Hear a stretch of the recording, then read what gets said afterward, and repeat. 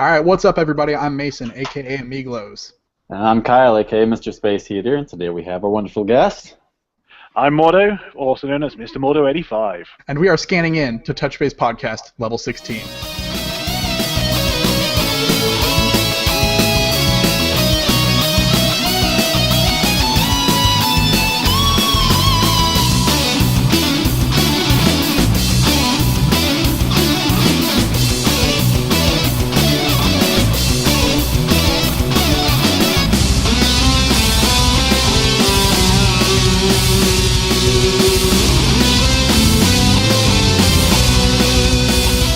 All right, so today we are here with Mordo, our special guest, and Kyle, of course, and myself.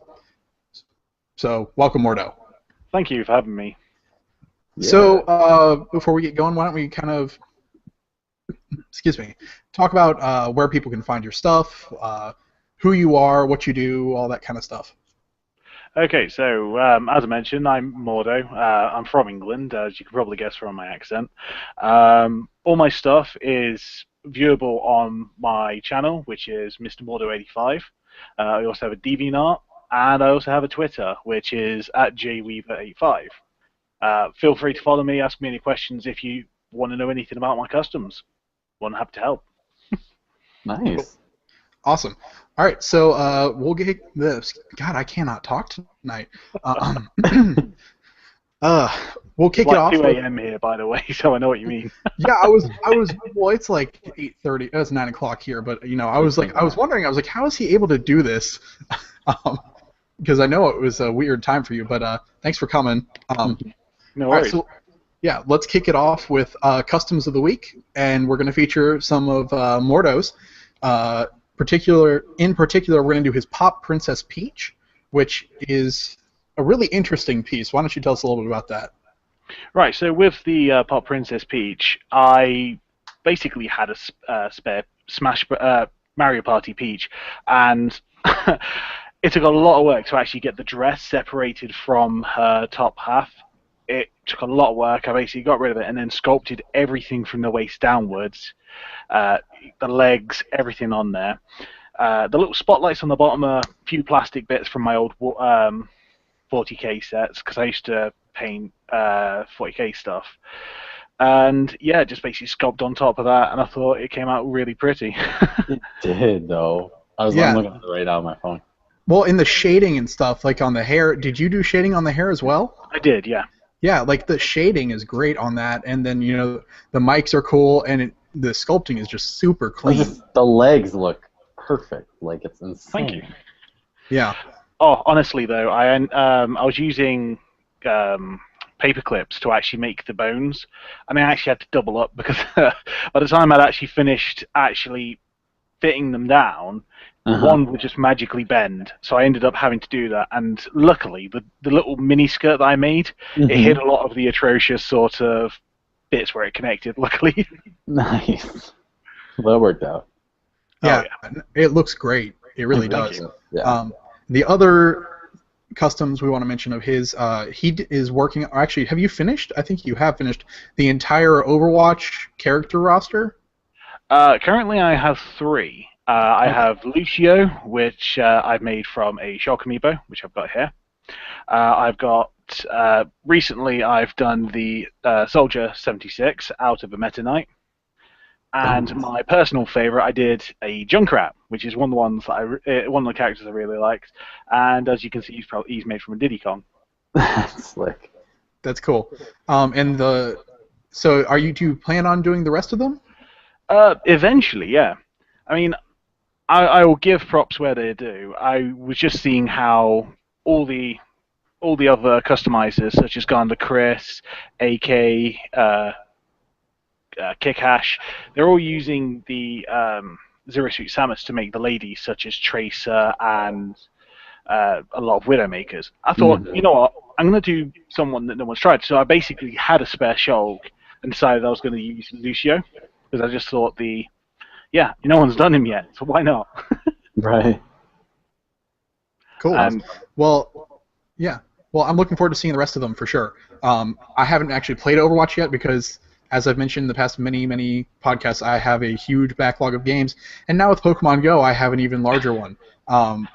I can honestly say it takes a lot. It takes a lot of my time. Like when I'm traveling back and forth to work, I'll have my phone on me. Yep. Yeah. Well, we're going to get into Pokemon Go in a little bit, but the final custom of yours that I really wanted to mention, because I mentioned it in a previous podcast and I couldn't remember who did it, and it's a really cool one, is the Kimono Isabelle that you did. And I really love that one. You know, I'm not a big Animal Crossing fan, but I just like that one for some reason. It's a really nicely done custom. Thank you. So it was the pink one. Was it the Cherry Blossom Viewing, or was it the blue one, the one that I did for a giveaway? The blue one is the one that I saw that I really was like, that's the one. Yeah, I gave that away on my birthday. Basically, I thought I'd share the love and do a giveaway, and yeah, I'm just glad that the person who actually got it, they sent me a picture when it arrived, and they were just dead chuffed that they had it, and I was loving just the response, really. Yeah, no, it looks really good. I'm watching it spin very slowly in the GIF you sent me. But so yeah, those are. But the Pop Princess Peach is the custom of the week for us this week. But definitely go check out the rest of his work. Like we said, the Overwatch amiibo are great, as well as the Kimono Isabelles and all the other stuff he's done. And he's an artist on the Amiibo 2.0 as well. So, and I saw his piece. Kyle was on 1.0, which is, we're still waiting on that final piece, by the way. Still, 2 months later. They told the people that are doing the final piece told me they are in the process of moving, and so. Oh, yep. Which is true. I know they're not like lying or anything, but it's taken them a while to get it done. So, and I was like, okay, if you just told me you were moving, I would have been like, oh, okay, like I understand. Like moving is pain in the butt, and like, yeah. And so I was like, I just wish you told me that, so I would have been like, oh, okay, because they kept saying, oh, it'll be out next week, oh, it'll be out this week, and I was like, but where is it? And if they just told me, hey, we're moving, you know, we're not gonna be able to get it out for like a month, I would have been like, okay, that's whatever, I understand. Anyway, but supposedly the piece is done, it just has to be mailed. So whenever it gets here, we'll finish 1.0. But yeah, we're very close. And I'll show you 1.0 at the end, Mordo, when we're done recording. Awesome. Because it's really cool. It is very cool. So anyway, I guess why don't we throw it to Kyle now for some Amiibo news. Woo! Amiibo news. You know, if we're not doing this in 2 weeks, there really is not a whole lot, which is sad. But hopefully that means there's a lot coming. But we obviously know that tomorrow Marie and Callie are dropping, which is exciting because they're the ones that everyone actually wants. They want something different because, as we were confirmed, all the alternate inklings we have coming out are doing the exact same thing that the originals did, which we kind of speculated on past episodes. We thought we had heard it was for sure, but it was confirmed, and that's just a lot of potential just gone. We got even new costumes, like maybe some new prizes or something. Yeah. But it's all right. That means people that didn't get the original can get this one, even though the old ones are still available online. But I'm not going to talk about that. It's none of my business. And in stores. Literally, I was in GameStop this afternoon, and they were there. Nice if we didn't get the truck stolen again in England, like when the first triple pack came. Oh yeah, I forgot you guys didn't get the triple pack because the truck got stolen. Yeah, an entire truckload of Amiibo missing. Which is crazy. Well, what's crazy about that is that they never showed back up, like on the black market either. No. Like on eBay, I never saw them anywhere. It was another Rosaline incident. Someone just blew that truck up somewhere. We don't know where. Where's it gone? Sky high. All right. Well, let's continue with our Amiibo news. The other juicy Amiibo news is there are 3 new Monster Hunter Amiibo coming, even though sadly it's only in Japan. It's just nice to see that they are continuing with that, meaning that maybe it will eventually come this way, because I want to set those up. I'm not even a Monster Hunter guy, and I just want to set them up with all the extra accessories. That's so cool. Very beautiful. Yeah, they look really good too. So I can't. I mean, if they're expanding that line, I cannot imagine they won't bring that to the U.S. eventually. Yeah. One of the things that I've got to say we've got to appreciate as well is the fact that Nintendo are upping their game in the amount of detail they're putting into them. I mean, if you've ever seen the Wolf Link in person as well, just the so subtle details in the fur and everything like that. I really want to see what these Monster Hunter look like because I can imagine every detail looking amazing. Right, like the scales and everything, just... Yeah. Yeah, yeah, for sure. All right. So, and one final bit of Amiibo news. The mystery CPSIAs that got issued a little bit before E3 that we reported on, we were like, maybe there was 2 of them, and we were like, well, maybe they're like 2 new Amiibo or something. And even at E3, they never confirmed what those were. Well, It turns out they were the Pokemon Go Plus and wristband. So they were not Amiibo in the slightest. They were the Pokemon Go wristbands. Oh, that stinks. I mean, it's cool, but it stinks. Yeah. So it stinks in the sense that we don't even know what we know what the bracelet does, but we really don't know a lot of details about the bracelet. It's kind of all right. No, we do. And actually, this is thanks to Josue and PokeSteal, which is AmiiboSteal's new branch. They're doing all like constant updates. Like literally today, every 10 minutes. He was posting an update as to whether Pokemon Go is on or servers are down or whatever, and we'll deal with that in a minute. But so like every 10 minutes he was posting that stuff. It was awesome. And so because of that, I was able to catch all sorts of cool stuff. But definitely follow them. It's at PokeSteal, spelled just the way it sounds. And definitely follow them for all of the not Amiibo. Pokemon Go news and all that stuff. So yeah, definitely check them out. They're already almost up to 2,000 2,000 followers on Twitter in literally 2 days. I got to post in my Pokemon Friends group because they'll all probably follow right off the bat too. Yeah. So the group's taking off. It's pretty awesome. So what they posted about the wristband was that when a Pokemon's nearby, it will light up, I believe, green in the center. Yeah. And so you then press it, and it will turn blue, and then if you caught the Pokemon, it'll do like a rainbow flash thing. And if you miss, it turns red, and that indicates that the Pokemon got away. Okay. One question. Sure. App have to be open and like logged, or does it have to be completely open? Does it have to be open and in the background, or can it be completely shut? I believe the app has to be in the background, and you have to have Bluetooth enabled. From what I read, that's my understanding as well. But just wanted the confirmation. I've been lost all day. But the problem currently is if you have the app open, and yes, I know the Go Plus isn't out, so hopefully they roll out an update. But like if you have the app open or whatever on your phone, and you get it going or whatever, if you put it in the background, a lot of times it will like glitch out and log you out. Yes, and I've noticed the same thing. And I don't know if that's an issue with like the frickin' like servers going down, or if it's the app itself glitching out, or what. But I was gonna try to boot it up and show what I'm talking about. What I have heard is there is a update scheduled for July 31st, which makes sense because that's the day the bracelet comes out. So I hope that's true, because that'd be nice. There's a lot of bugs. Yeah, and it would also saves a lot of battery life as well. Let's face it, it is.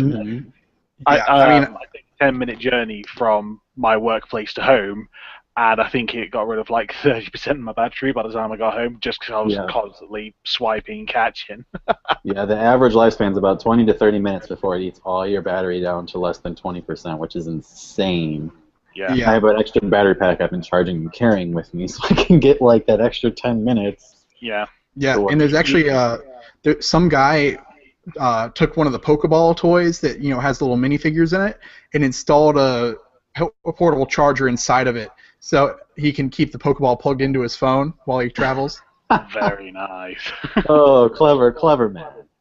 Yeah, and literally 2 days after and it's funny is the app technically isn't launched yet. Right. It's out pretty much worldwide, but they haven't made a formal announcement saying, "Hey, Pokemon Go is available." Like the Pokemon Go app, I think, is the official Twitter or whatever. They've sent out a few things and they're tweeting about it, but like they're not. They showed an announcement trailer today, but they didn't technically announce it. They just were like, "Here's this trailer, check this out," and we're like, "We're playing it." right this now. is going to exist. Yeah. And so like I was like kind of surprised that that either Niantic or the Pokemon Company weren't like, hey, check out Pokemon Go. You've been waiting for it for months. It's available. Check it out. Download it. My theory was is look at how much it blew up the social media sphere on everything. They didn't need to advertise because everyone was talking about it as soon as it came out in Australia. And my theory as to why it's even in the US is because so many of us hacked the regions on our Apple devices and on our Androids to get it that they were like, well, half of them are already using it. We might as well open the server that they've already overloaded anyways. Like, I was just theorizing that maybe they were going to drop it in America no matter what, but it seemed like most people I knew were already finding a way to get it. Well, so Or somebody like, dropped a well, it's out. .apk file, which is an Mhm. app package basically, and it's what installs the app on your phone. And there was links to it all over the place, and people were like, don't download it. It could have a bug in it. It could have viruses, whatever. I was like, I don't care. I want this app. Pretty much. So I downloaded it. I didn't have any issues. What was funny though is before they like officially released it, like you couldn't before you could download it in the U.S. App Store. And I think it just released like this morning in Europe. I don't remember. So when I downloaded it and I booted it up, you know, the servers were working for the most part. They weren't really having issues quite yet because not everybody was on. But all I could find was Rattata, Pidgey, and the starter that I chose. And so I'm wondering if maybe a beta tester could confirm, but I'm thinking maybe that they limited the number of Pokemon in the beta that were actually available. I've got a theory because obviously with myself, I've been playing it for the last 2.5 days myself, and like you said, when I first started, all I could find were Rattata, Pidgey, and a couple of Magikarps because I live near a river. So for some reason, tons of Magikarps. But then recently, like today, I've been seeing things such as Pidgeots, Magnemites, Ghastlies. I really want a Ghastly because I caught a Ghastly. Yeah, me too. Ghost Pokemon, always my favorite. I've got like 3 boxes worth on my DS. Just Ghost. I hate to blow both of you guys out of the water, but by about noon yesterday, someone in Kentucky, an Instagram user, found a Pidgeot in the wild already. He had posted it online. And people were finding, my friend found a Rhyhorn yesterday morning, like when they were getting them all legally. So I don't know if maybe by then they had cut that off or what.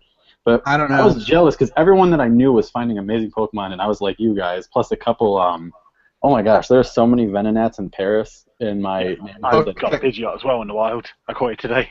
Okay, I've found lots of Pidgeotto, but no Pidgeots. So currently, my best catch is Scyther.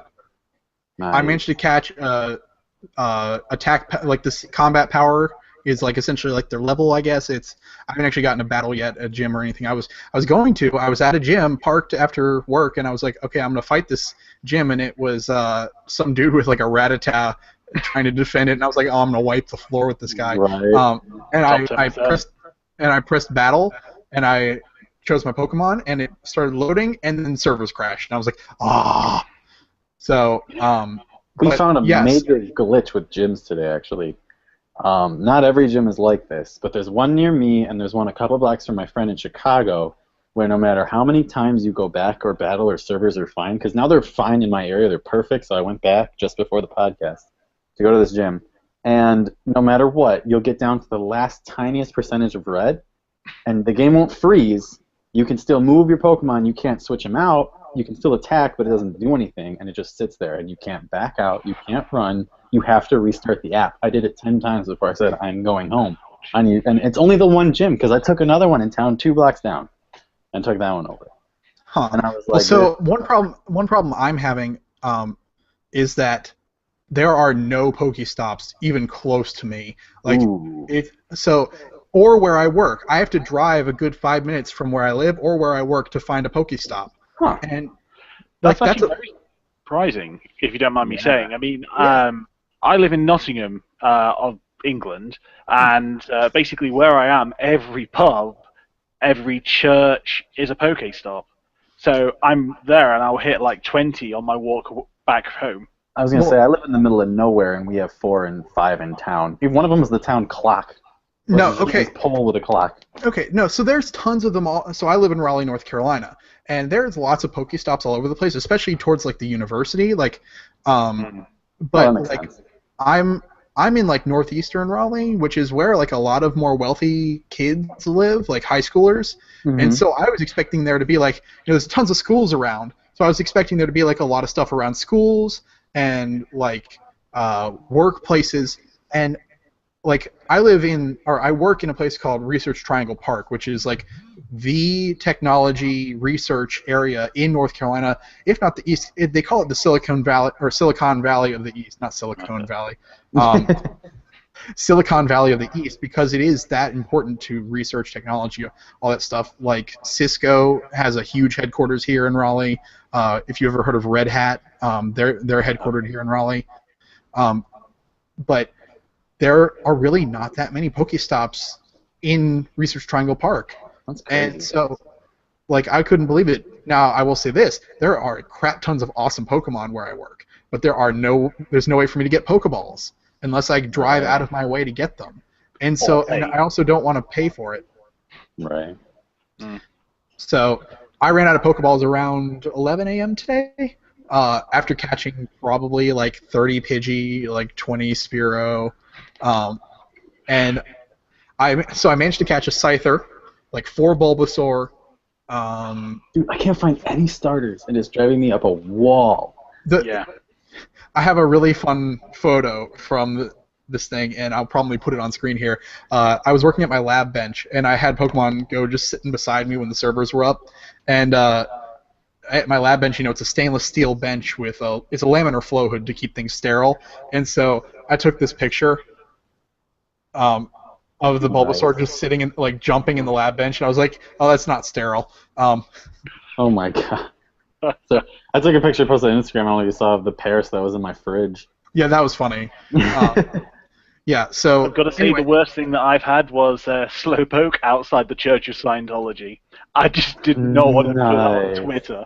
I just forgot. I knew it would just blow up and it would just get so much bad. Dude, the best one is all the pictures of people finding Drowsy in the best places. Like, one of them was like just rolled out of bed and there's a Drowsy. That can't be coincidence, or like stuff like that. So really interesting thing. All the bug Pokemon I caught were in the greenhouses where I work. Oh, nice. So like the Scyther. Oh, okay. My worst and best Pokemon story was, or Pokemon Go story so far is, I was in the greenhouses checking on some of the plants, and I had the app on in my pocket, and it vibrated, so I pulled it out. And I was looking at the time I was looking at the pesticide, like, because we have to be careful which rooms we go in, because if we don't want to cross-contaminate. If one room has one bug, we don't want to bring it to another. Right. And so I was looking to see what pests were in what room. The room that had aphids, Pinsir was sitting on the sign with the aphids. With where it says aphids. Funny. And I was like, oh, that's awesome. And I was just so excited, I didn't even think about taking a picture. So I just swiped to try to catch it, and I hit like dead center, and it shook once, and then it popped out, and then he ran away. And I was like, oh my god, it's the Safari Zone all over again. Should have thrown a rock. I know, right? I will say, to kind of sum this up, like, you can tell how great of a decision it was to make this game and how great it is already by the fact that so many people will not give up trying to play no matter how much the servers go down. We'll just comment online and be like, servers are down, but everyone will sit there and tell you when it's back. Everyone's trying every 30 seconds. Like, is it back yet? Like, it's incredible. Like, this much frustration, most people would have given up by now. Yeah. Yeah. And the places where people will be willing to actually play this as well. One image that's been circulating quite well is there's this woman in a hospital gown, in a hospital bed, and there's a ghastly staring right saw at that. her. Oh, no. Yeah, she was in the hospital. That was hilarious. I saw that. Oh, that's awesome. Not a good sign, really, is it? No. But it was really funny. Oh, God, yeah. So, yeah, and speaking of the people online posting about when the servers are up and down, and sorry, I've got something in my left eye, so I'm going to be rubbing it a lot because it's burning.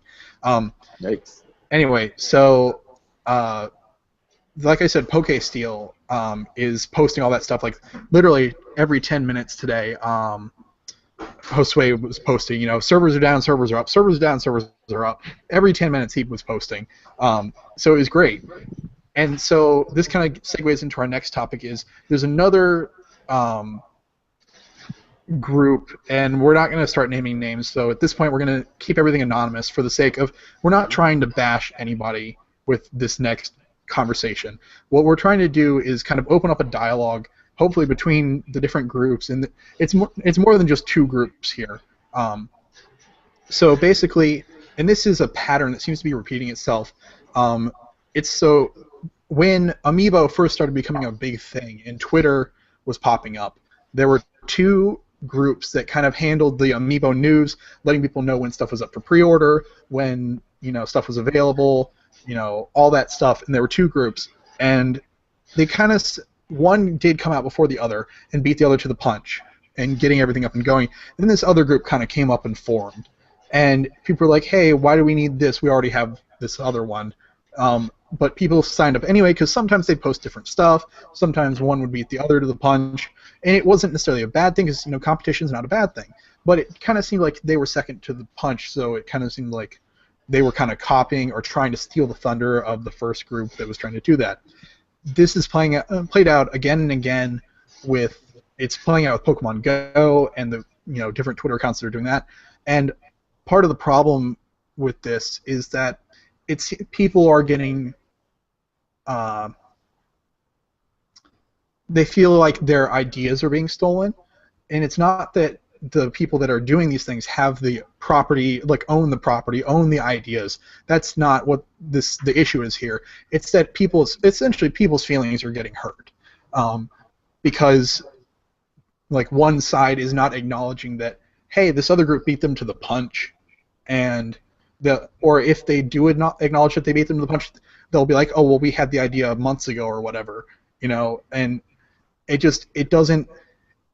isn't nice for either side, and it makes within the community, with people that are involved within the community, people tend to take sides and say, oh, well, I side with this person, I think the other person's wrong. And what I'm hoping to do by talking about all this is that hopefully we don't have to pick a side. We can just say, hey, there's multiple options to go to for your sources for news, like updates, whatever. But, in the end, I want to start a dialogue between these groups and be like, hey, you know what? Why don't they just work together instead of one side and just if both sides say, or the second group that comes to the party says, hey, you know what? We weren't trying to step on any toes. We just wanted to do the same thing, essentially. We don't think we can do it better per se. Maybe we do. It doesn't really matter.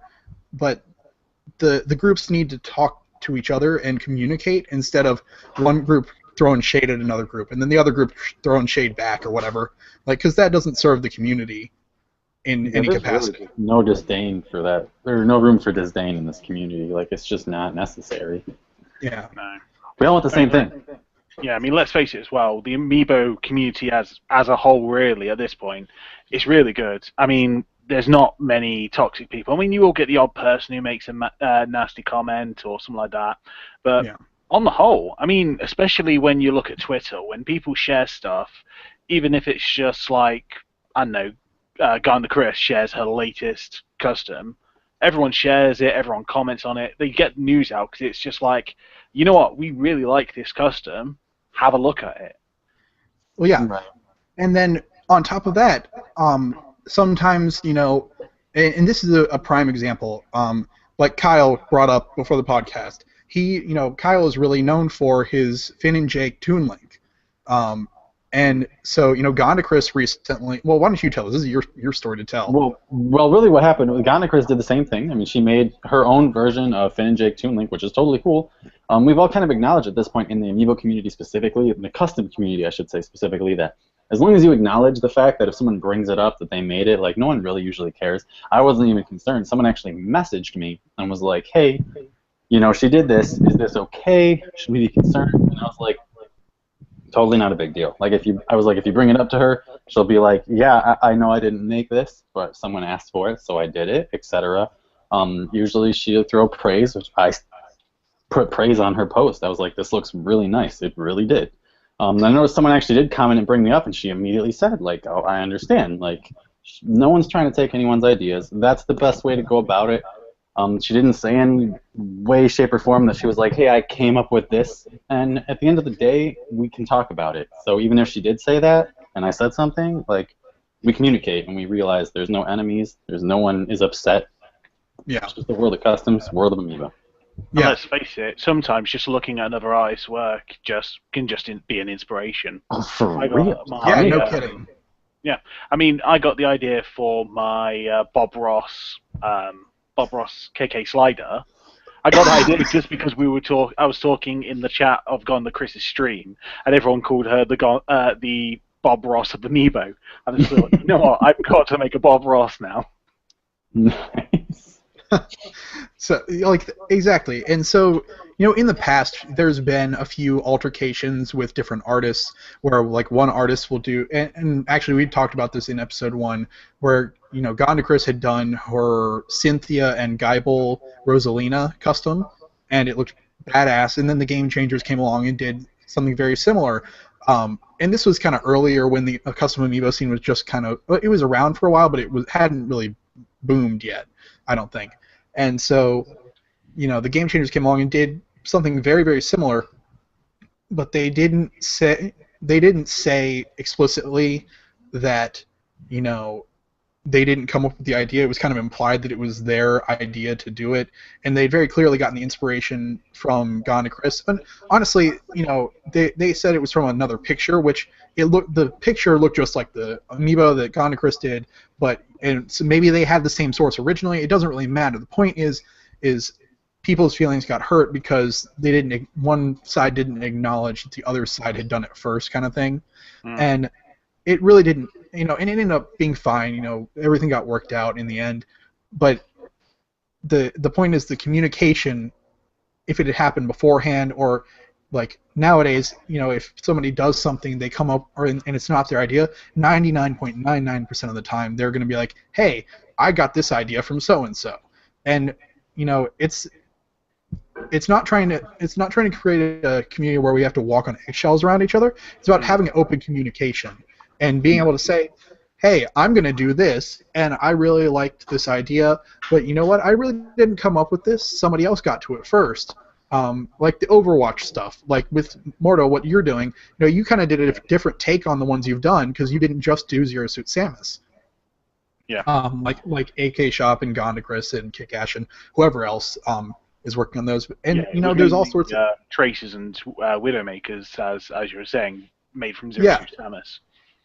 Exactly, but there's multiple sides to everything, and so the reason I wanted to bring this up today is because there's like this private group chat on Twitter going on with a bunch of the custom artists and a couple other people, like as I like to call them, community leaders. And there was this one group or this one person who was not in the chat that I don't think recently has been in the chat because they typically don't respond when they are invited.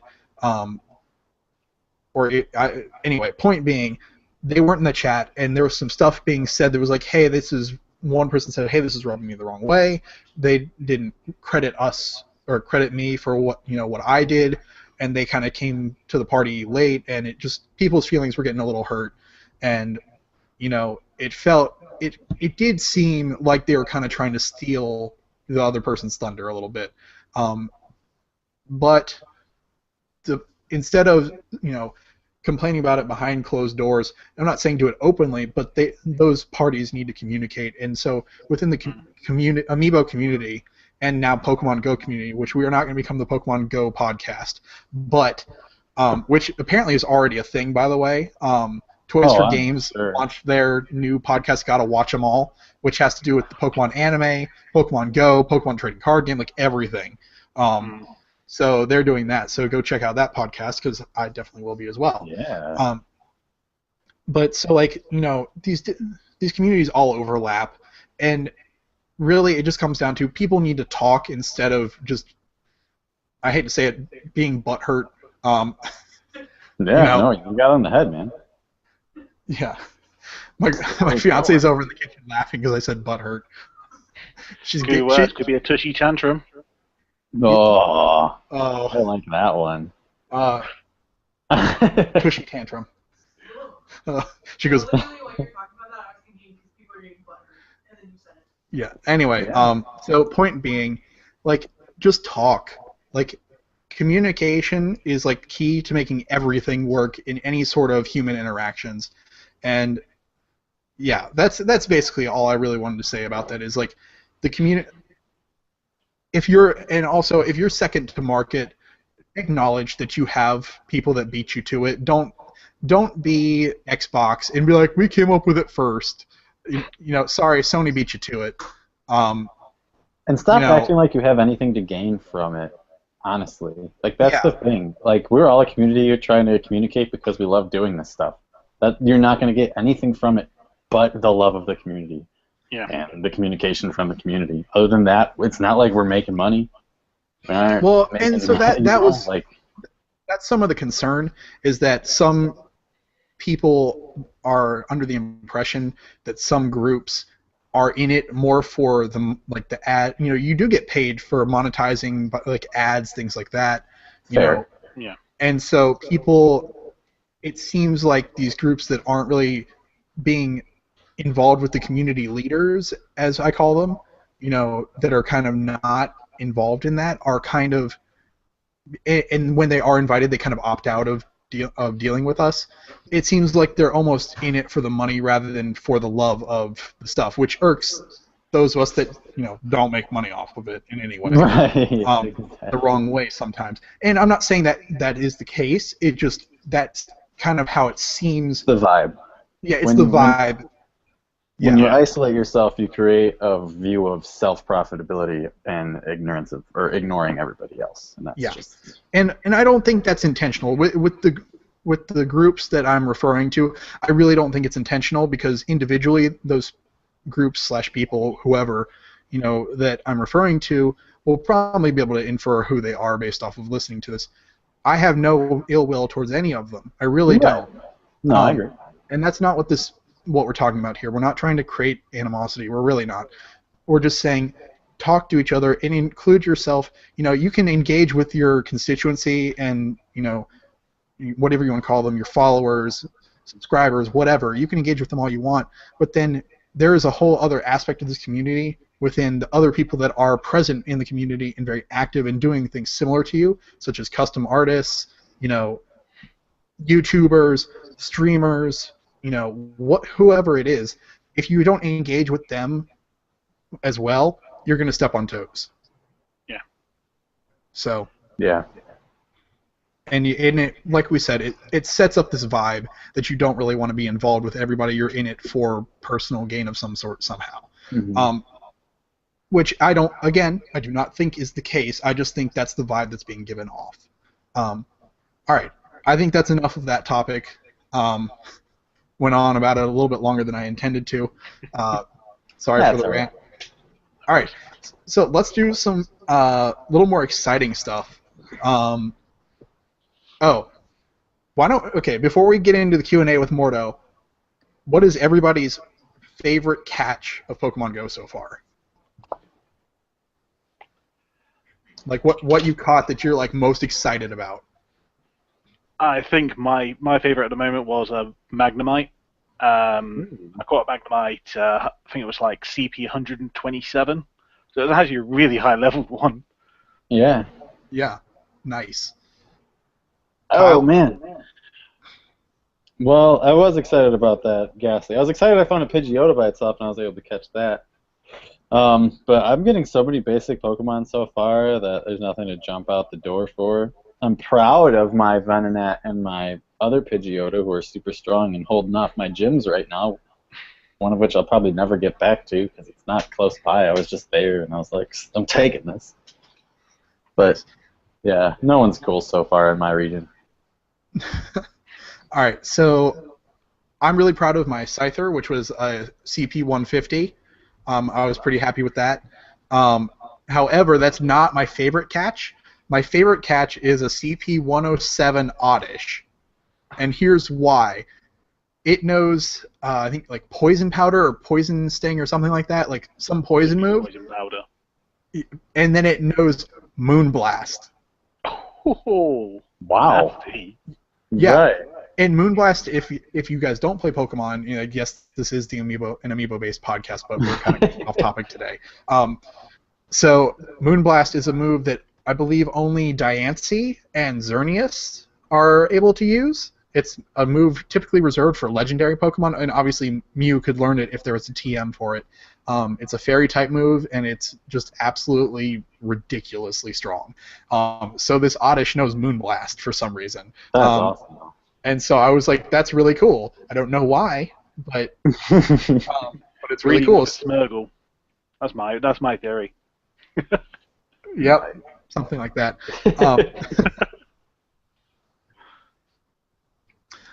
You've been distracted. Yeah, my fiance's over there like mind blown.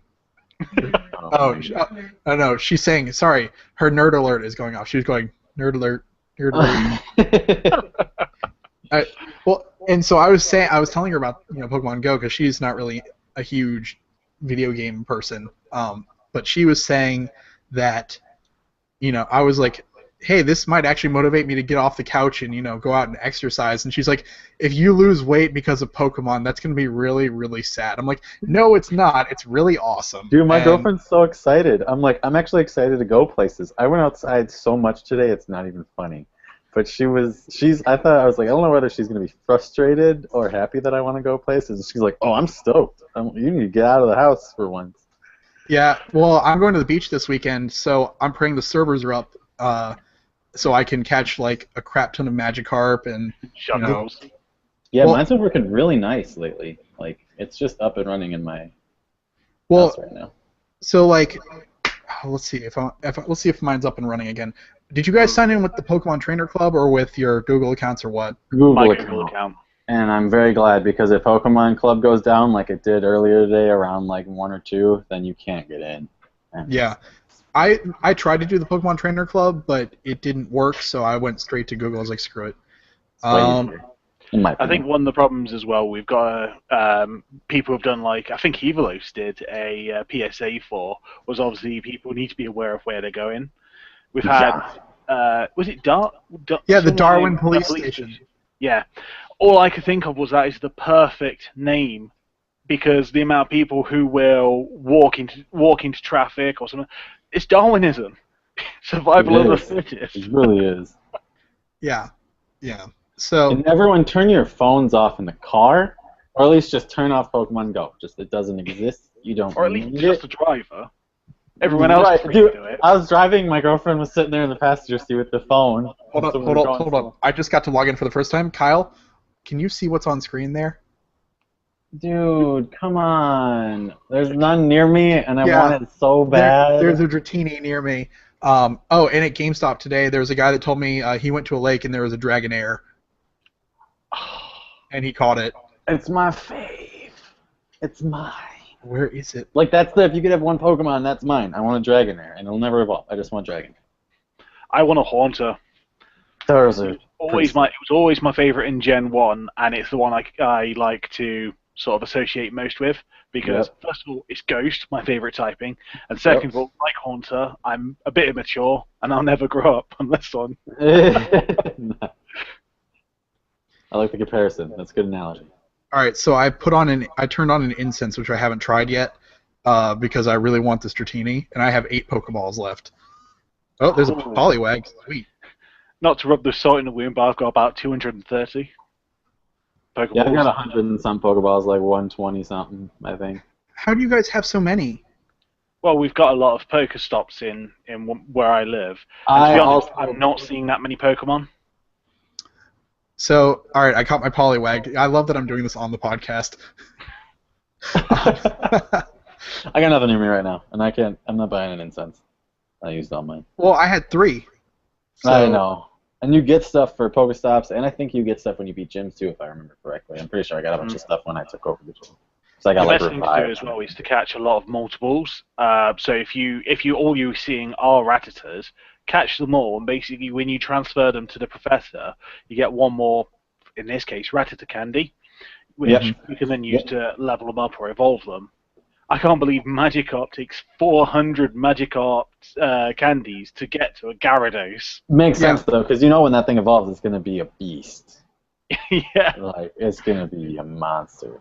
Also, I love, because I was like catching evolved Pokemon like Kakuna, but they were only in like the 50 to 60s, and I was like, well, that's cool, considering most of the Weedles, and I found way too many Weedles. Most of the Weedles I found are like, 10 to 15. But then when you evolve, because I evolved a Pidgey and it went up by 70-something points, I was like, that's really good to know. It's not worth keeping the other evolved ones you find. It's just worth evolving one you've already got, really. You find the best moves and abilities and roll with it. Because it Well, jumps that's way symbies in the high. games too. Well, right. Yeah. I'm waiting to find out if there's shinies out there. Are they going to incorporate that? I doubt it. I very much doubt it. I mean, maybe once they've got all the Pokemon in the world out. And one thing I was really hoping they would do is, once they have released all of, like, the Kanto, Johto, like once all the Pokemon have been released or whatever, Yep. make them cut everything out and make them region specific. So like the US gets Kanto, or maybe Japan and Asia gets Kanto, like Europe gets like Johto, the US gets whatever. Like make it very like certain countries, but make it so you can trade internationally over the internet. Yeah. Okay, I was gonna say without the trading, people would be in an uproar, but trading would be cool. No, you gotta have the training or the trading. Sorry. Yeah, but then that opens up the idea of that is it GPS? The global poker swap thing from the 3DS. Oh yeah. People just can throw random Rattatas to Japan and stuff. That's true. True. Anyway, I think that, but they did say that Pokemon were going to be like locked to certain Pokemon could only be found in certain areas, kind of thing. So, based on the region or like the kind of the climate you're in, like I'm not going to find Rhyhorn anywhere near me, but my buddy lives in Colorado and he's found Rhyhorn, he's found fire types all over because he lives in the mountains. So like, interesting. That makes sense. Although it's weird when I guess I live near one of the Great Lakes, but that's seriously like 40 miles that way. But I find water Pokemon near my house all the time, and there's no large bodies of water. I'm now trying to think if there are any Pokemon themed around Robin Hood, actually. Since that's one of the main things my town's known for. Right. Yeah. All right. Well, why don't we rein it back in and get a little bit more amiibo-centric? Yeah. We all are obviously in love with Pokemon Go. I'm literally playing as we're recording this because I cannot stop. Great. And Bad addiction. Yeah. No, it's gonna be bad. But funny thing, last Pokemon Go related thing. Last night I posted on Twitter saying I can see tomorrow's headlines: hundreds dead, more injured due to trying to catch Pokemon while driving. On the way to work. I've been waiting for that. There was a satire article about a kid getting stabbed for his belongings because he walked into the wrong neighborhood while not paying attention while playing Pokemon Go. But I don't know if it was satire, but it looked like satire. I really hope it was satire. Yeah. Well, it was pretty it was satire as well from what I read. All right. Yeah. Well, so, okay. What was crazy about that is this morning, normally it's a 25-minute commute for me to work with usual traffic. This morning, hour and 15 minutes. Wow. And there were wrecks all over the place. It wasn't just like people were going slow. There were wrecks everywhere. And I was like, oh, God, is this because of Pokemon Go? And, well, that was...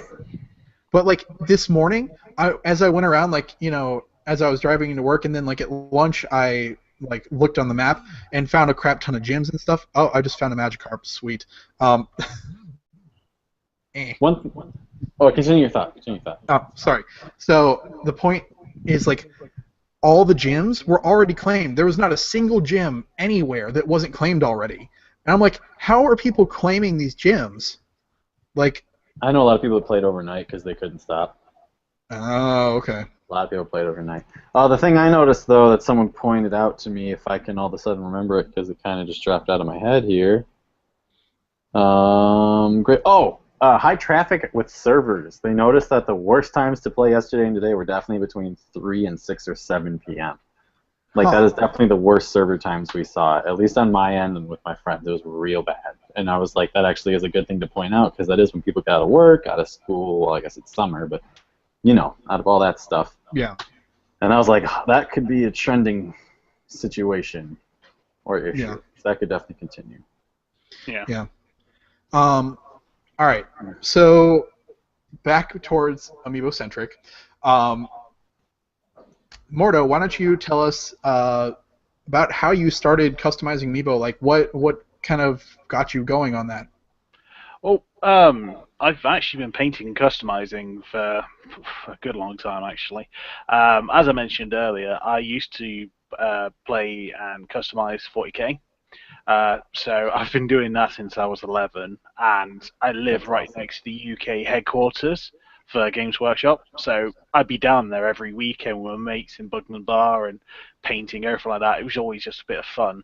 That's And sweet. then at one point for Christmas, I got myself a 3DS, and I noticed that on Facebook, a Street Pass group had turned up, just basically where I lived. I thought, fantastic. Got there, and they were like, right, well, we're giving away amiibos. Fantastic. Looked at it, and I just was so amazed. They just looked so fun, and I thought, I've got to try customizing these. The first one I made, which is probably one of my most popular ones, was my Portal theme Mega Man. It was my first one, and I've never seen that. Dude, That's that is solid.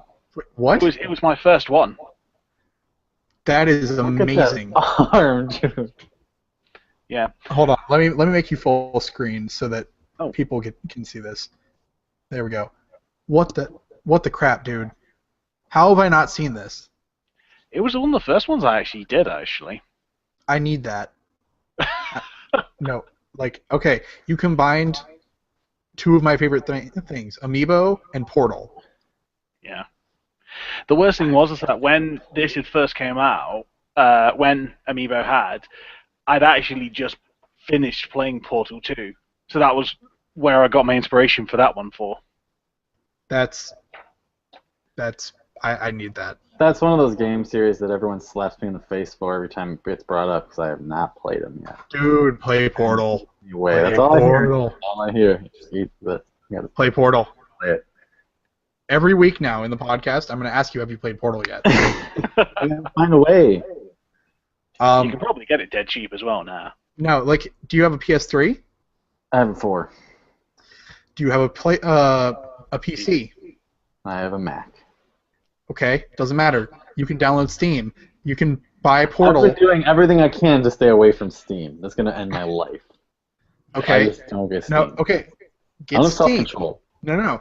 Get Steam, but only download Portal and Portal 2 and then delete everything. All right, we'll see how this goes. You- I'll have to keep you updated. You need to play Portal. You need to play Portal. It's you don't He's gonna have understand. an aneurysm over here.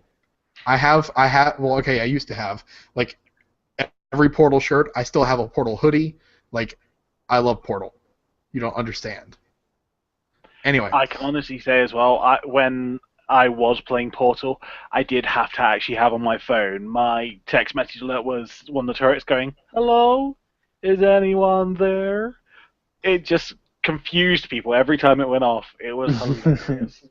no. So the Portal gun, when you fire an orange Portal versus a blue Portal, makes different sounds. That one of them, I think it was the orange Portal, was my text tone for a very long time, Nice. Oh, Yeah. Nice. and then my email was the blue one, and so I could tell the difference. Right. Because one was like a slightly higher pitch, wasn't it? Yeah, one's like, and the other's like, sorry. Yeah. Anyway, Like a Jason theme music. Right. But yeah, when it comes to Amiibo as well, I mean, currently, if we're talking about Amiibo stats, currently I've got in my collection 36 customs, 12 Amiibo which are out of box, which are going to be converted, and then I think I've got about 15 boxed. But again, they're probably going to be for custom orders. I've got to say, a lot of the stuff I actually do as well now has been going to charity. One of the things I do, especially with the Street Pass East Midlands, is I will do repaints or I'll do a custom which will go towards the special effects charity. The money we raise there, and that's for gamers who have physical or mental disabilities. So a lot of my stuff goes to charity or Operation Supply Drop. I did a America-themed Mario. Nice. That's awesome. That's really cool. And so one thing I've mentioned with the Amiiglows, or not the Amiiglows, sorry, the Amiibos, is that once they're both done, my goal is to have both of them done, and we're going to auction them off for charity.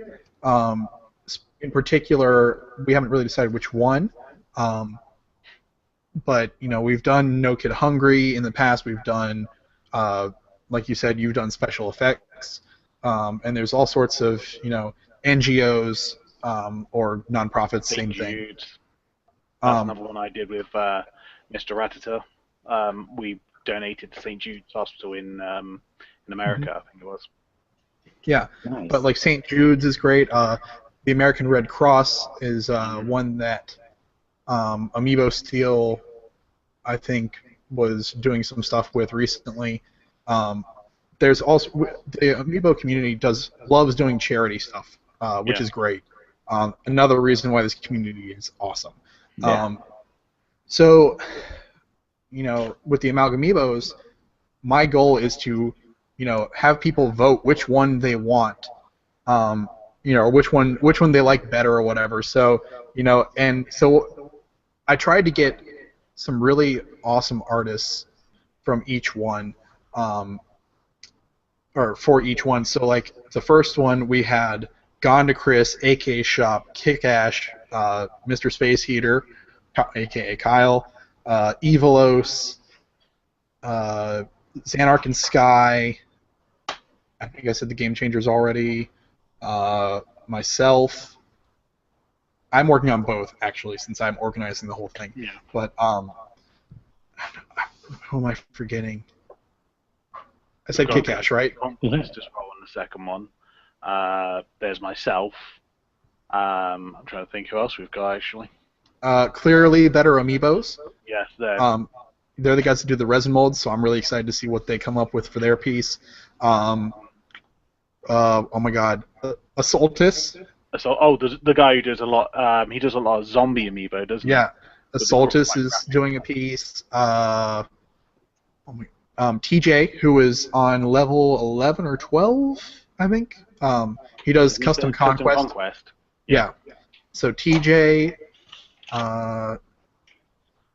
I'm trying to think, and I'm blanking out on who else. Oh, Nomads and Micus Collections. So Nomads and Micus Collections, and that's everybody for that, I think. Yeah. If I forgot one, I'm sorry. I've got a lot of customizers and moving around in here, but with the fact that Micus is involved, I'm terrified to see what's going to happen. But I'm sure, and then Assaultus is going to do something crazy, I'm sure. But I'm really excited to see how it turns out as well. But they're going to be totally different, and they're going to be completely unique, and they will never be two the same, ever. That's sweet. It's so sweet. And I think from what I can imagine, I mean, you'll be able to tell when you look at them who did what, and everything just sort of meshes together. It's completely different for each part. No two pieces the same. Yeah. And you can just tell, as I said, who did what and why it stands out so much. Yeah. Well, so you already know this. Kyle does not. We're doing. Okay, so I'm trying to think of how to say this without giving something away. Mordo and Gonda Chris have the same type of piece. Okay. To work on. Gotcha. And so it's kind of like, well, who did it better, kind of thing. And so when I told him that Gonda Chris did the same type of piece that he's doing, he was like, oh, well, I've got to really kick butt then. And so whoever does what I did is going to blow it out of the water, because I thought it was nice, and then up against everybody else's, I'm like, there's just a little more I could have added. Just a little more. I mean, as soon as Mason had basically said to me, you know what, I'm getting a few artists together, we're going to do this, I jumped at the opportunity, to be honest. It was like, right, all this sort of thing, and it's like, right, I'm going to do this now. I'm gonna do this now, and I did it. I just started working on it. It was like 2 o'clock in the morning, something like that, when he contacted me. And I got up and I was like, right, I'm doing it now. And I sent him pictures straight away. It's like, right, this is what I'm doing. What do you think? Nice. Yeah. No. So I'll say this. I think he beat Gonda personally, currently the one I would choose between the two, if it was based on that single piece alone, I would pick his. I'm excited. Just because I really like the style choices he made. We'll leave it at that. But I did show last episode the second Amiibo is Mewtwo, so might as well say the first one is also Mewtwo. But yeah, so they're both Mewtwo's. So that's the first time I've confirmed that one way or the other. So the Amiibos are Mewtwo's, and the reason we chose Mewtwo is because the pieces that come apart are fairly easy to work with. They're fairly large, with the exception of the right arm, which is like this, and then the other hand's like this. Yeah. But they will be glowing, but they will be glowing differently than the Mewtwo I've done in the past. And so that's one of the reasons I'm working very closely with Clearly Better Amiibos for their piece, is because their piece and my piece are going to have to work together. Nice. And it's a different piece that will glow than the piece that is going to glow in Amiibo 1.0. Gotcha. So it's different pieces are going to glow on each one. So it's going to be very exciting. Do we have any other questions for Mordo? What's your commission? Oh yeah. Oh, sorry. Do you commission for people if they were to ask I for do. something funny? I do. I do commissions, and I do ship internationally as well. Nice. So if anyone, I find a lot of the people who are interested, like from America and Mexico, for example. So I've sent about 30 odd Amiibo probably to America. Nice. I think my favorite ones I actually did, which were from America, which wasn't a commission, it was more of a gift, were to two of my favorite YouTubers, which was Gaijin Goomba and MatPat, both from the Game Theorists. Yep. And I knew, because he gushed about it when the Shovel Knight Amiibo came out, I made the Gaijin Knight. So, and it was a labor of love, but I loved it. And he got it on the stream. I was in one of his streams when he got it, and he was like, "Oh my god!" That's awesome. I think great. anyone will be the same as well. Whenever you do a custom and someone receives it, that either that look on their face or when they message you, it's the best thing. The best thing to hear someone's happy with it. For real. Yeah. So you do take commissions. Well, you're about to have to send another one to the U.S. Because I'm going to need that Portal Mega Man. And the other thing is, if you can, is it clay that you modeled everything with? I actually use two different things. I use Milliput and green stuff, which is a two-part proxy. Okay. I mean, I buy basically this sort of stuff, and I buy like 100 centimeters at a time. Okay. So the reason I ask is because I would really want to make it glow. Ooh. In particular, I want to make the tip of the gun glow, and really, I would love to do a blue and orange, but that's not going to happen. Not enough space, is there? Yeah, exactly. That's like this wide, and the gun is like half, not even half that. But I think we could work something out, figure something out somehow. Yeah. But yeah, I have to have that. Could always do it behind the eyes or something. There's enough room in his head. Because one of the things I did an orange and blue eye because of GLaDOS and Wheatley. Ah, okay. Gotcha. I was thinking more of because of the different portals, but that works too. Sorry. Oh, god dang it. Come on. There's a slowpoke. You're popular over there. It's me trying to... You have an incense. Yeah, I activated... I am just missing this. There we go. Okay. I have 4% battery left on my So phone. Zubats still show up as much as they do in the game. Sometimes it's kind of ridiculous, but they are hard to aim at. I don't know if I'm alone in that, but maybe it's because they're flying. Do you guys know about spinning the Pokeball and Yes. throwing a curveball? Yes. I do that all the time now, basically, because I tend to find that when I try and flick it with my left hand, it always goes to the left. So I put a right spin on it, and it goes in the right direction. Well, okay, so does it actually do anything? It does. It depends on how hard you throw it, or this is from my experience, depending on how hard you throw it when you've got a spin, it will curve it. Huh. But again, if you throw too hard, it has a less effect. But if you throw too light, obviously you're not even going to reach the Pokemon that you're throwing it at. Done that a couple times. Yeah. You go to flick it and it just kind of falls in front of you, and you're like, that was kind of sad. Yeah. Or when it took me 3 Pokeballs. Freezes but doesn't freeze as well. So you've got a new Pokeball, you've let go of your finger, and you've basically just dropped the ball. Yep. It just took me 3 Pokeballs to catch Slowpoke, and that's unacceptable.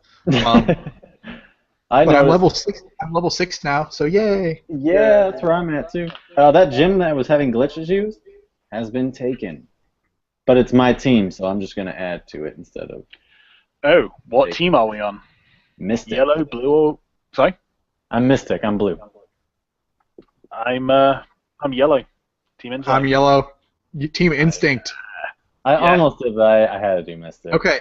Here, I have a theory, and okay, we're basically turning this into the Pokemon Go podcast for the night, so sorry. It's just so good. Oh, it's one of the biggest things that's out at the moment. You've got to talk about it. But plus, there's nothing going on with Amiibo right now. Like, let's be honest. Yeah. Okay. Yeah. So make sure you go out and get your Splatoon Amiibo tomorrow. And that is something I need to mention. I went to the GameStop and asked them how many they were getting in of each one. My GameStop is getting 2 of each, and one of each is pre-ordered already. Oh, I'm going to Target then, because no one apparently shops at my Target. Well, so apparently they short-stocked, at least and the GameStop that I went to is my main GameStop, and they usually have minimum of 6 per character. Minimum. Yeah, no, so my GameStop is pretty busy, and they usually get 4 to 6 of each character. They're getting 2 of everything tomorrow. That's crazy. And so I'm like, I told them, I was like, I'm not even gonna bother coming in. They're like, we understand, because I didn't pre-order, so I didn't either. This won't be out for another week, so we'll see. And I'm not even going to be able to go in until after work. And actually, I'm not even going to be able to go in then because I'm leaving for the beach tomorrow after work. So I may not get these. You might find something like in the local beach town if you've got one. Right. Yeah. I just want Callie Marie. If I don't get the other 3, I think I'll get over it. But well, I want like all of them, but I want at least 1 set of each for inbox, and then I want doubles, and I'm probably going to make them glow for myself. Because the bioluminescent inklings that I did for the charity auction, I did not keep a set of those for myself, and I really wish I had. I wish I kept one of those neon sonics too, so I feel you. Yeah. Yep. I bid on that, by the way. I think I was the first. I think how much did you go for? Like $80-some, something like that. It was 70 or 80 something. Yeah, I bid it up. I was the second to last person to not win it. Nice. So like I got outbid last second. I had the second highest bid. I was like, really? Okay, that's cool. Can I? Am I right in saying it was Anakin Sky as well who did her own custom Callie and Mari? I believe her. It was either her. Samuel Paintress did a bunch of Splatoon amiibo. Mm-hmm. Yeah. But I can't remember. It was either Xanark and Sky. And then eventually Pixel Kali did too. Yeah. Pixel Kali did a bunch. I was thinking it was AK, but I knew it wasn't. But I think AK's done a couple as well, custom inklings. But yeah. I think to be honest, I think I would rather have those with the new chips inside, just because I don't know why I like the poses better. Yeah. I mean, the customs looked great considering what they were customs, but like what I would want to do is take the new amiibo and send them to like Pixel Kali and be like, do your thing. Mm-hmm. Did she and just see what she does, and that's what I would want. Yeah. Or paintbrush, though, I just gotta say. Yeah. Spot on. Yeah. I was really waiting for somebody to be like, I want to commission like a custom, ink brush, like Inkling, and someone literally just snap off like a paintbrush and just put it in the hands. Yeah, I was thinking someone would have to do that, and then obviously seeing people actually sculpting it and then adding the blob of paint on. That works too. Yeah. Yeah, right. Anyway, so I think I don't really have much else for tonight. We kind of just talked Pokemon Go most of the night because it is that good of a game, and It is. and you know what's funny? Remember all the reviews that were coming out before it actually got released, like the betas, and people were like, "Oh, it's so glitchy, it's terrible," or whatever. Like, yeah, it's really, really glitchy. But that's what the beta's for, so they can eventually get rid of the bugs. Yeah. Right? And like so my biggest thing is they need to make it so you can set a home and an office, so you can set your locations, and like by saying, yes, I live at this address and I work at this address, you get to have a Pokestop set up at your house and at your office. That would be nice. I wish you could assign Pokestops. Yeah. But so that is my one big like. They want why you is outside. But well, okay, so how about this? Make it so you have a Pokestop there, but make it so you only get like one, like there's only like one or two Pokemon that ever show up there. Yeah. Right. Well, I think with the Pokemon, it's not so much the Pokemon stop where the Pokemon spawn at. I think what would probably be with the Pokestops, you can only use them once every 5 minutes. If you set your own, I reckon 12 hours or something like that. Every reset, because I mean, you're going to spend a lot of time at home or a lot of time at work. I mean, a lot of people it's like 9 hours a day. You don't need to swipe it more than once, do you? Once you're at work. Right. Yeah. Yeah. Or at least, if, I don't know, contact, write a letter, something. Find a way. Every town should have one, at least one. Like if yours doesn't, that's just cruel. Yeah. I cannot wait until we see the events though. Like when there was that Super Bowl trailer, they showed Mewtwo turning up in, was it Times Square? Yeah, it was Times Square. Yeah. I would love to see that happen near like Nottingham Castle. We've got like I don't know, Mewtwo suddenly appearing, Mew appearing, Lugia, something like that. It would be amazing. I have a theory, and it is nothing but that in complete speculation. So for those of you that haven't gotten to level 5 yet, when you hit level 5, you pick a team, and you can choose currently Team Instinct, Team Mystic, or Team Valor. Team Instinct is Zapdos. When you tap on it, Zapdos comes up behind it. When you're Team Mystic, Articuno comes up behind it. When you're Team Valor, Moltres comes up behind it. I know where you're going. I think what's going to happen is they're going to, and okay, before I get into that, I think the way events will happen is they'll be like, hey, there's going to be an event for this legendary Pokemon in your area. Here's the date. You have 24 hours. If enough people beat it, then anybody that fights it will get it. That's the general format. What I think they're going to do is, depending on what team you chose, they know who's chosen what team. They know how many people are in what areas because it accesses your GPS constantly. Yeah. So in your area, let's say like 60% of the people that have chosen a team have to beat said legendary Pokemon. So like Team Instinct, which is the yellow team, which is what Mordo and I chose. In our area, or maybe not even in our area, but worldwide, certain percentage of people on that team have to defeat Zapdos. So we will get Zapdos because we're the yellow team, and Zapdos was like our logo. You will get you'll get Articuno because you're the Team Mystic, right, Kyle? Yeah. And then the team with Moltres, Team Valor, will have to fight Moltres. And then we have to trade in order to get the other ones. Or I'm questioning if they will ever let. I'm sure they will. It seems kind of crazy to not bring trading into a Pokemon type of game. Well, they already said they're going to allow trading. They already said they're going to do that. Oh, they did say they're going to implement that eventually? Yeah, they are going to implement that eventually.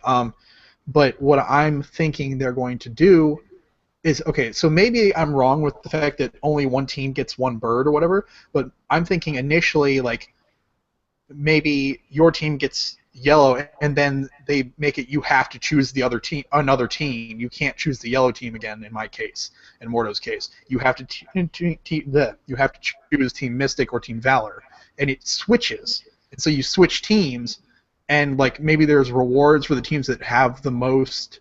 Like like let's say like Team Valor really shows up and like gets like 99% of the people that are level 5 Team Valor beat Moltres or whatever. Like So, yeah, so what you're saying is it's a Pokemon Go version of Splatfest. yeah, essentially. Yeah, that'd be kind of cool.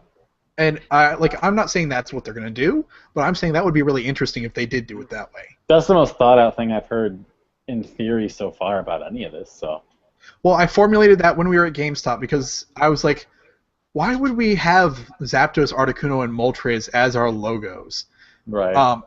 Oh, and here's what I was thinking is, oh god, I just came up with an even better idea. Okay, so every team, no matter who, everybody gets all the birds eventually.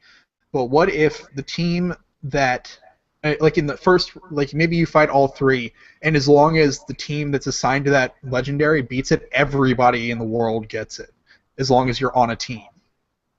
Maybe. And then, so like, as long as the yellow team beats Zapdos, everybody in the world gets Zapdos. I will say that I wondered about the team switching thing, but I wondered if that was when the Johto rounds came out, because eventually they're going to update it with Johto Pokemon included. If then they'd be like, now you choose Entei, Suicune, or Raikou. Yeah. So, but here's the best part: the team that has the best showing from their group of people, gets to then represent the world in fighting Mewtwo. Oh. That'd be sweet. And so that's the team that gets to fight Mewtwo, and if they lose, then the whole world is screwed until round 2. Maybe. Like, it raises everybody out like that. Well, no, but it's not. You're not being left out because if you don't do your part, it's the whole world working together. And so, like, if you don't pull your weight and do your part, then it could potentially, make it so it is as close as if one person doesn't show up, nobody gets it temporarily, and be like, you get a second chance, or maybe make it so like if let's say the Team Moltres or the Team Valor wins, like going with the same example before, and they have the most people like show up and beat Moltres, they get a shot at Mewtwo. And if they win, then everybody gets it. If they fail, then it's Team Articuno's turn. And if they fail, then it's Team Zapdos' turn. And then if everybody else fails, then it's like everyone go at once. That'd be sweet. What about that? They just need more official info. Yeah. Like what? They need to officially launch the game first. Real. And fix the freaking server issues. Dear Lord. I don't understand how they didn't anticipate this being like the biggest game to come out in years for smartphones. Yeah, it's only like the most realistic version of the game we've been wanting in forever. Yep. Since Colosseum. Your town is Pallet Town. Yeah. Let's face it, ever since like Pokemon Colosseum, the one thing every Pokemon player has wanted is an MMO real world Pokemon game. And now we became freaking characters. Like, yeah, it's perfect. And also, it's kind of epic. When I'm walking up to the gym the second time, my gym that's closest to me is the water tower, and it's kind of like daunting, man. I was like looking up at the water tower, like I was gonna be up there, even though I know I'm gonna be standing on the ground next to it. But I was like, that's my gym. This is gonna be sweet. Just kind of builds you up. I was getting all excited. I was 12 all over again. Yeah. No, and I think that's why I love this game so much. Is like it's bringing back that nostalgia factor, but it's also doing it in a new way. Yeah. And I'm petting my cat over here, by the way, off screen. My cat's right here. Now bring on the amiibo support. Yes. Funny enough, her name is Evie. Yes, after the Pokemon. From that color, she must have been friendly at night. Nice. Yeah. Sorry, I couldn't hear you over the fact that when I picked my cat up, it pushed the button on here and decided to play the opening theme from the last podcast in my ear, so I couldn't hear anything you were saying. Oh no, I was making an Umbreon joke because it's a black cat. Well, I was gonna name her Umbreon. Best part, she was born on Halloween. Well, my mom was like, nobody knows what Umbreon is. I'm like, well, and she's black and orange. Like, she is literally exactly what Umbreon should be if it was a real cat. This is Evie, guys. Evie, say hi. She's purring like none other right now. She's also 17. Holy cow. Wow. Really quite old for a cat, isn't it? Yeah, she's pretty old, and she plays like a freaking kitten. Yes, hi. Hi, Creeper. I call her Creeper because she'll just stand there and knead whatever she's standing on and just stare intently at you. Fun fact about Eevee in Pokemon Go. Did you hear about evolutions with Eevee? No, I don't. Oh. How does that work? Uncontrolled. You cannot decide what it evolves into. You just get what you are given. It is random. Oh, awesome. I love that. That's what I was hoping it would be. Mm-hmm. The one thing I was hating the idea of was possibly if you had to buy the stones. Because you knew I was thinking it was going to be one of these things. It's either going to be super, super rare from Pokestop, or you could buy the stones for $2. Right. I was thinking the same thing. So I like the random. Me too. Well, so how are they going to handle, like, has anybody caught an Abra yet? Yeah. Has anybody evolved it all the way to Alakazam, or do you have to trade him? I don't actually know the answer to that question. These are the important questions for Pokemon. Anyway, all right. Well, let's wrap it up. We've tangented. This has been. We'll do the outro now. All right, guys. I'm Mason, aka Amiiglows. And I'm Kyle, aka Mr. SpaceHeater. And I'm Mordo, aka Mr. Mordo 85.